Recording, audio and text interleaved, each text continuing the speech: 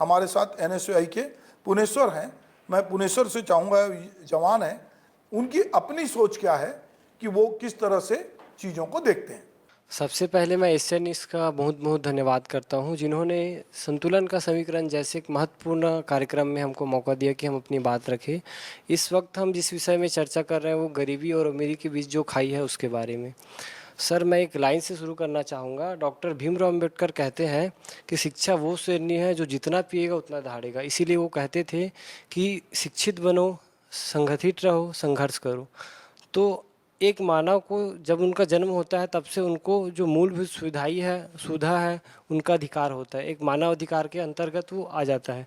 आज देश के इतने वर्ष हो गए, फिर भी देश में जो स्थिति है बहुत चिंतन की स्थिति है। गरीबी और भी गरीब होते जा रहे हैं, गरीब और भी गरीब होते जा रहे हैं, और अमीर जो है और भी अमीर होते जा रहे हैं। तो मैं कहना चाहूँगा कि इस देश में सर्वप्रथम तो जो शिक्षा का क्षेत्र है वो शिक्षा को और मजबूत करना चाहिए। एक गरीब से गरीब और एक अमीर से अमीर सबको एक समान शिक्षा का व्यवस्था होना चाहिए, ताकि जो व्यक्ति पढ़ने की अगर क्षमता नहीं है उनको भी एक अच्छी से अच्छी शिक्षा मिलना चाहिए। साथ साथ मैं कहना चाहूँगा कि शिक्षा के साथ साथ जो दूर दराज गाँव में है उनको बहुत सारी चीज़ें की कठिनाइयों का संघर्ष करना पड़ता है, वो शिक्षा से वंचित हो जाते हैं। उनके लिए सरकार को एक अच्छी कदम उठाना चाहिए। स्टार्टअप के लिए शिक्षा के क्षेत्र में उनको अच्छी बेहतर शिक्षा देने के लिए कार्य करना चाहिए।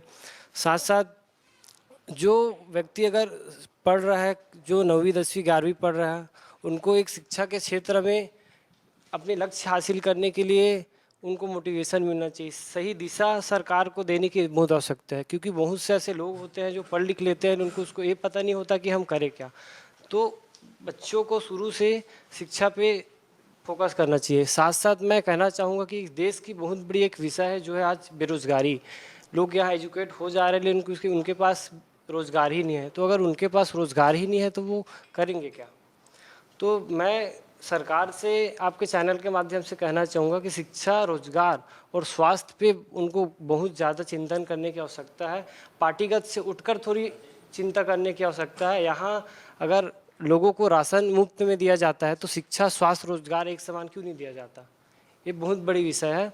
तो मेरे ख्याल से इस पर सरकार को चिंता करना चाहिए।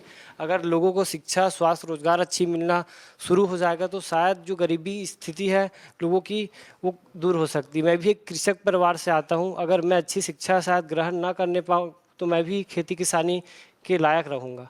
तो मैं चाहूँगा कि शिक्षा और स्वास्थ्य, रोजगार पर सरकार को फोकस करना चाहिए। धन्यवाद। ठीक है, बहुत अच्छी बात कही आपने। अपने बाबा साहब अम्बेडकर की बात कही कि हमारे संविधान में